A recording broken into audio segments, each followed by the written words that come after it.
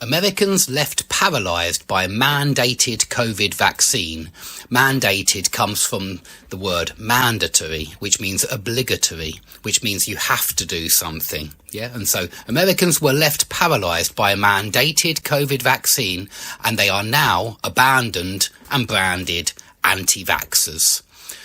Patients who were severely injured after taking mandated COVID vaccines say they feel abandoned by the government and by their doctors. DailyMail.com has heard from dozens. A dozen is 12, by the way, so dozens, it's more than 12. It's perhaps 24, 36, 48, who knows, maybe more than 100. But DailyMail.com has heard from dozens of healthcare workers, federal employees and military staff who claim they were left with debilitating. Now, that's a good word. Debilitating is, if something is debilitating, it really weakens you and leaves you in a very bad way. So they were left with debilitating side effects after receiving the vaccine when they were legally required, look at that, legally required to take it for their jobs. So I suppose this is why they say they were mandated, because if they didn't take them, they would lose their job. And I personally know people that certainly lost their job when they refused this particular medicine. 3 of those women said that while they remain pro-vaccine, speaking out about their injuries has caused them to be accused of being anti-vaxxers. Okay, you get called names if you speak out about your injuries.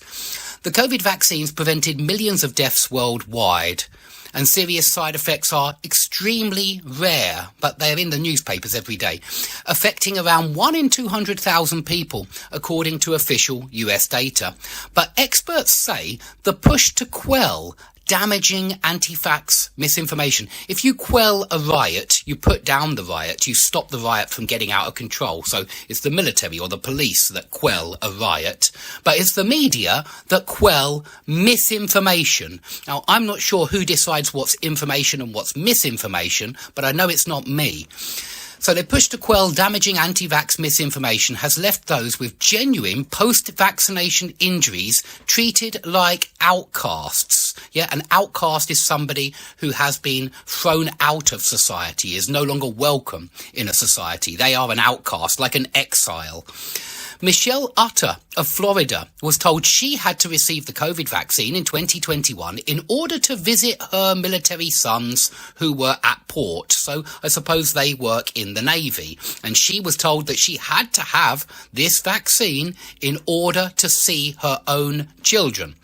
Within days, the former athlete was crawling on the floor, feeling like she was on fire inside.